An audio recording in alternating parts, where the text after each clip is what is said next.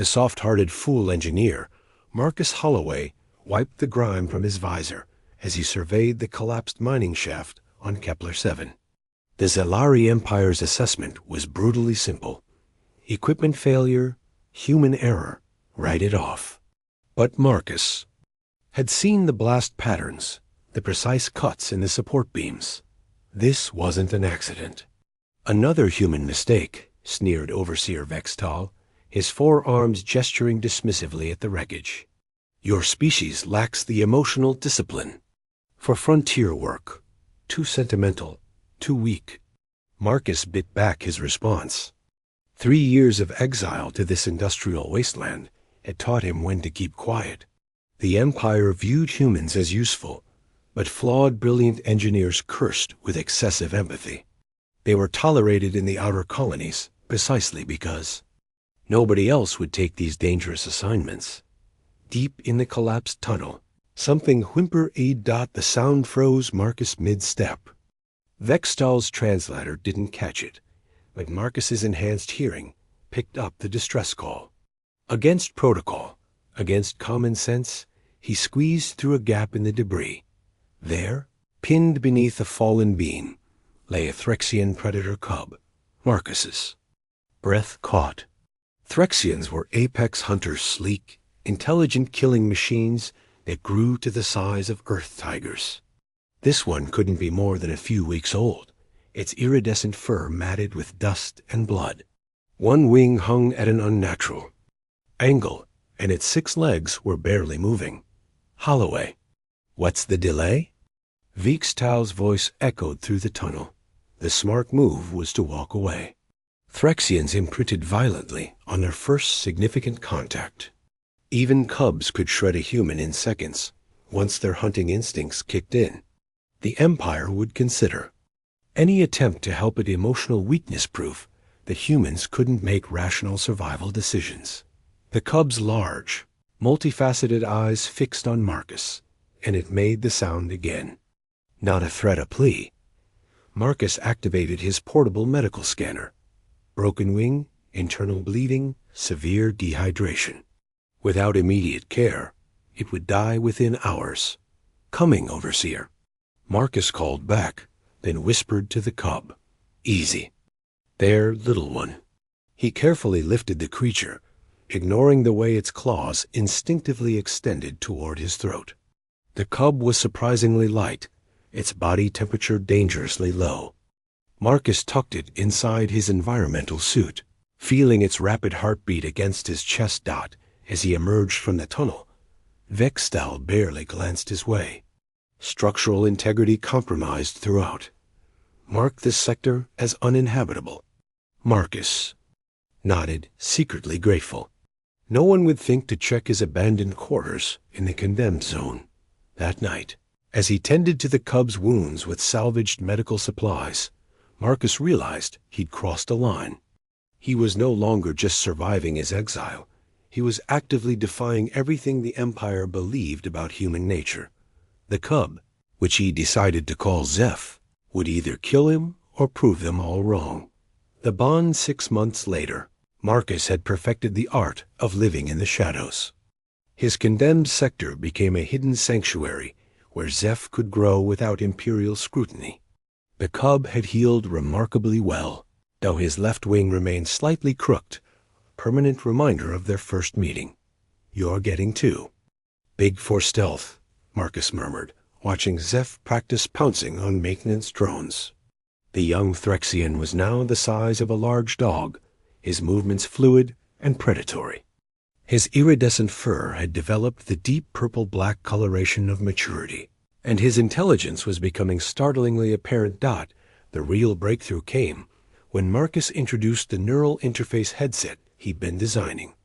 Threxians possessed complex brains capable of advanced problem-solving, but their language was entirely chemical and electrical pheromone, bursts and bioelectric pulses that human technology could barely detect. Let's try this again, Marcus said, placing the modified headset over Zeph's elongated skull. The device translated Threxian neural patterns into comprehensible data streams. For the first time, Zeph's thoughts appeared on Marcus's screen. Hunger, warmth, safe den protector. Marcus's eyes widened. The translation was crude, but the meaning was clear. Zeph didn't see him as prey, or even as food bringer. He saw Marcus as family. Over the following weeks, their communication grew sophisticated. Zeph learned to operate basic machinery, distinguish between Imperial patrol schedules, and even understand Marcus's engineering work. The Predator wasn't just intelligent, he was curious, playful, and fiercely protective of their hidden home. The challenges mounted as Zeph grew larger.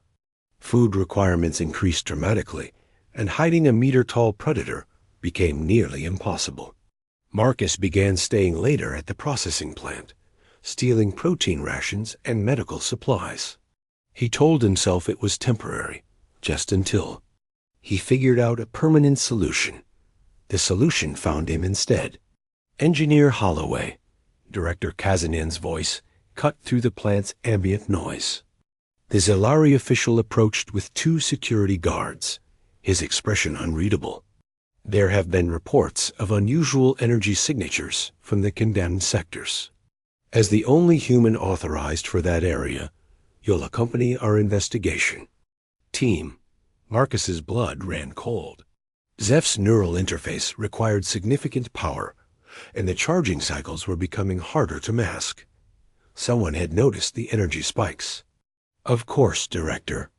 When would be convenient? Now. The walk to Sector 7 felt like a death march. Marcus activated his emergency signal, a simple pulse that would warn Zeph to hide. But where could a fully grown Threxian hide in an empty industrial complex? As they approached his concealed entrance, Marcus caught a familiar scent. Zeph was close, probably watching from the ventilation system. The Predator's emotional state flowed through their neural link. Danger. Protect den. Ready hunt. No, Marcus subvocalized, knowing Zeph would sense his meaning. Stay hidden. Director Kazanon activated a deep scan detector, and Marcus realized his exile was about to become an execution. Exposure to the scanning device's piercing whine filled the abandoned corridor as Director Kazanon swept it methodically across the walls. Each pulse sent spikes of feedback through Marcus's hidden neural link, and he could feel Zeph's growing agitation in response. Curious, Kazanon muttered, studying his readings. Significant bioelectric signatures, but the patterns are ... unusual. Marcus forced himself to remain calm. Could be residual energy from the old mining equipment. These sectors haven't been properly purged. One of the security guards, a massive Vorthic with natural armor plating, stepped closer to a concealed panel. Director, this access hatch shows recent use. Marcus's heart hammered as Kazanon approached the entrance to his makeshift laboratory. Through their link, he sensed Zeph moving through the ventilation system directly above them. The Threxians. Predatory instincts were fully engaged. He'd identified the threats and was calculating attack vectors. Stand back, Kazanon ordered, producing an override key. The panel slid open, revealing Marcus's carefully hidden workshop. A neural interface equipment sat prominently on the main table, its alien design immediately recognizable as human engineering. But the real shock was the nest of torn fabric and salvaged padding in the corner, clearly sized for something much larger than a human. Fascinating, Kazanon breathed. Engineer Holloway, would you care to explain why you've been conducting unauthorized research in a condemned facility? Before Marcus could answer, the ventilation grate above them exploded outward. Zeph dropped into the room with fluid grace, landing between the Imperial team and Marcus. At full size, the Threxian was magnificent and terrifying, 2 meters long, with deadly claws extended and wings spread in a threat display. The Vorthic guard reached for his weapon, but Zeph was faster. A single swipe of his tail sent the armored alien crashing into the wall. The second guard fled immediately, shouting for reinforcements. Don't move, Marcus commanded, and remarkably, Director Kaznan froze. The Zelari's 4 eyes fixed on Zeph. With the recognition of someone who understood exactly how dangerous Threxians could be, Zeph circled the director slowly, his movements predatory but controlled. Through their neural link, Marcus felt the creature's analysis. Not immediate threat, curious scent, pack leader type. He won't hurt you if you don't move suddenly, Marcus said quietly. Threxians are ambush predators. Calm prey doesn't trigger. Their strike reflex. Kaznun's voice was barely a whisper. You've bonded with a Threxian. The Empire considers this impossible. The Empire considers a lot of things impossible, Marcus replied. Like humans showing proper emotional restraint. The creature should have killed you the moment you made contact. Our xenobiologists have tried for decades to establish communication protocols with Threxians. Every attempt ended in fatalities. Marcus gestured to the neural interface. Your xenobiologists tried to dominate them. I tried to understand. Zeph moved closer to the director, and Marcus felt the predator's complex emotional state. Curiosity was winning over aggression. The Threxian understood that this alien wasn't Marcus's enemy. At least, not yet. Remarkable, Kazanan said softly. If this is genuine, you've achieved something unprecedented. But the Empire will never... Alarms began blaring throughout the complex.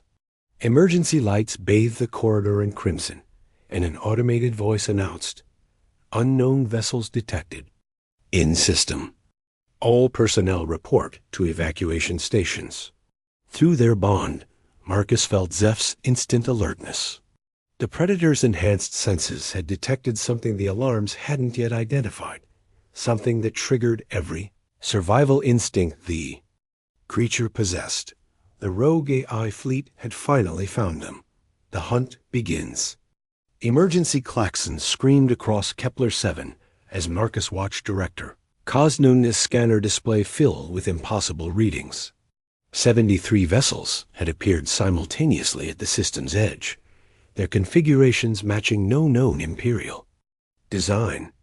Rogue AI fleet, Kazanan whispered, his 4 eyes wide with recognition.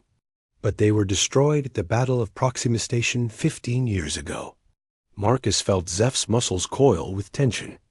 The Threxians' enhanced senses were detecting electromagnetic signatures that the Imperial equipment couldn't even register yet. Through their neural link, impressions flooded Marcus's mind. Metal death cold. Many hunters coming. Flee or fight soon. We need to evacuate, Marcus said, but Kazanan was already activating his command protocols. Negative. Imperial evacuation ships prioritize essential personnel only. You're a human exile, and that creature is unauthorized fauna. The director's professional demeanor had returned despite the chaos. Report to Civilian Assembly Point 7 for low priority extraction. Marcus knew what that meant. The Empire would save its own people first, and collaborating species, then essential workers. Human exiles and local civilians would be left until last, if at all. The ground shuddered as the first AI attack ships entered the atmosphere. Through the facility's windows, Marcus could see sleek, angular vessels descending like mechanical predators. Their weapons began carving through the colony's defensive grid with surgical precision. The civilian center is in the industrial district, Marcus realized with growing horror. Those ships are targeting infrastructure first. Anyone there will be trapped. Kaznan paused in his evacuation preparations. The AI fleet follows predictable tactical patterns. They'll systematically eliminate defensive positions, then secure strategic resources. Civilian casualties are unavoidable. Zeph suddenly pressed against Marcus's side, his thoughts sharp with urgency. Small pack members in danger. Hunt territory known. Guide dash through dash middle dash paths. Marcus understood immediately. Zeph was offering to lead people through the maintenance. Tunnels and service conduits routes only a creature of his size and agility could navigate efficiently. But it would mean abandoning any chance of high-priority evacuation. Director, the service tunnels connect to the old mining network. A small group could reach the emergency spaceport through underground passages. Impossible. Those tunnels are unmapped and structurally unsound. Only a native creature could. Kazanan stopped mid-sentence. Staring at ZEPH. An explosion rocked the facility as an AI hunter-killer eliminated the main power grid. Emergency lighting cast everything in hellish red, and distant screams echoed. Through the corridors. How many people could you guide? Kazanan asked quietly. Marcus consulted his mental map of the tunnel system. Maybe 20, if they can handle tight spaces and complete darkness. The Executive Council members alone, number 15. Marcus felt a moment of cynical amusement. Even facing annihilation, the Empire's first thought was preserving its bureaucrats. But then he remembered the civilian families in the Industrial District people who had never done anything worse than try to survive on a harsh frontier world. I'm going after the civilians, Marcus decided. Use your official channels to save whoever you can. Kazanan caught his arm as he turned to leave. The AI fleet will hunt any heat signatures moving through those tunnels. You'll be leading those people to their deaths. Marcus looked down at Zeph, who was already moving toward the hidden tunnel entrance. The Threxian's thoughts were crystal clear. Pack protects back. Hunt begins now. Maybe, Marcus admitted, but leaving them guarantees. They die. Outside, the screaming of AI plasma weapons grew closer. The systematic destruction of Kepler-7 had begun, and somewhere in the darkness below, the Empire's greatest fear about human emotional weakness was about to become their only hope for survival. Marcus activated his emergency beacon and began broadcasting on all civilian frequencies. This is Engineer Holloway in Sector 7. I have a safe route to the emergency spaceport. Anyone who can reach the old mining complex, follow my signal. But move fast, this offer won't last long. The hunt was about to begin. Salvation, the first civilians reached Marcus's position just as the AI fleet began their systematic sweep of the industrial district. 12 terrified colonists, families, maintenance workers, and a handful of low-level administrators huddled in the entrance to the abandoned mining complex while plasma fire illuminated the sky above. You're insane, gasped Technician Yolt, a reptilian saurid clutching his 2 younglings. Taking us into those tunnels is suicide. Marcus knelt beside Zeph, his hands moving across the neural interface controls. The Threxian's enhanced senses were mapping the safest route in real time, accounting for structural weak points and AI patrol patterns. The surface is deaf, Marcus replied simply. Underground, we have a chance. Through their bond, he felt. Zeph's analysis of the group. Slow movers, fear scent strong, but pack bonds protective. The Predator understood that these weren't just potential prey, they were people worth protecting. Director, Kazanan arrived with 6 members of the Executive Council, just as the first AI enforcer landed near the complex. The mechanical hunter stood 3 meters tall, its sensor arrays sweeping for heat signatures. It's tracking us, whispered Council Member Veltar. Marcus watched Zeph's reaction. The Threxian's fur had shifted to a deeper shade, and his movements became impossibly fluid. Metal hunter scent. Ancient enemy type. Hunt dash it, bash hunts dash us dot double quotes everyone into the tunnels. Now.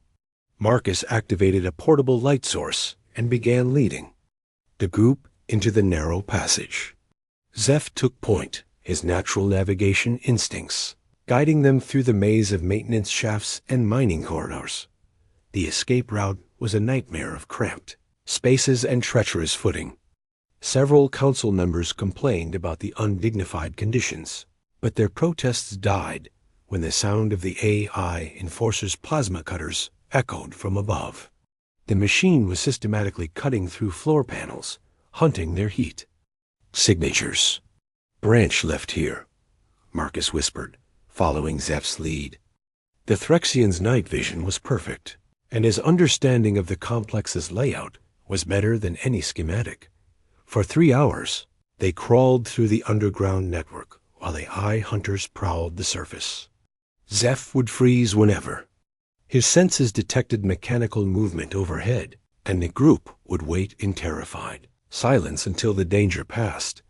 They were less than a kilometer from the emergency spaceport when disaster struck. The tunnel ahead had partially collapsed, leaving a gap barely wide enough for a single person.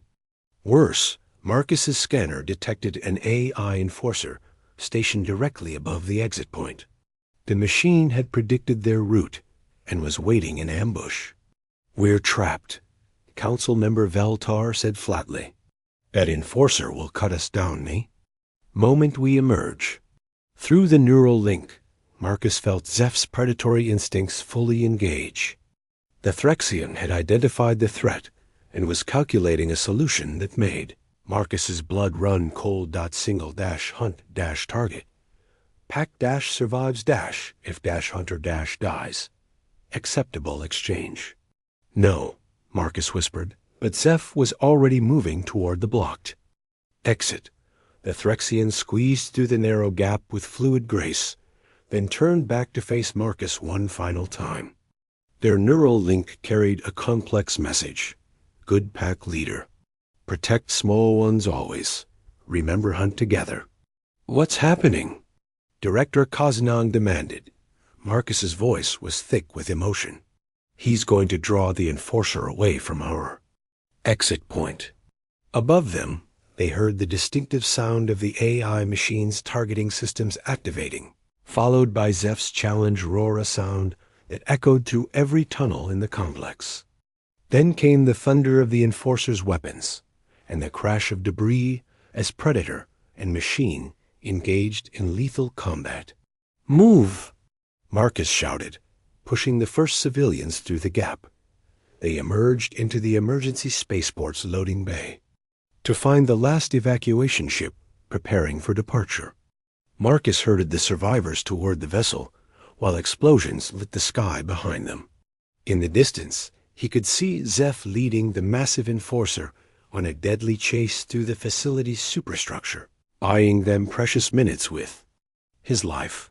Director Kazanan was the last to board, pausing only to look back at Marcus. "The Empire was wrong about humans," he said quietly, "and about that creature." As their ship lifted off, Marcus pressed his hand against the viewport and felt the neural link finally fade. Zeph's last emotion was simple satisfaction. Pack safe. Hunt complete. 3 months later, Marcus stood before the Imperial Council on the capital world, testifying about human Threxian bonding protocols. Beside him, a holographic display showed tactical analysis from Kepler-7 how a single bonded pair had saved 23 lives while the Empire's own evacuation procedures failed. "The Empire has always believed humans too emotional for frontier survival," Marcus concluded his testimony. "But maybe that's exactly what makes us survive." In the end, they called it the Kepler-7 Protocol. But Marcus knew the truth it was just love, proven lethal to anyone who threatened family. The Empire never laughed at human sentimentality again.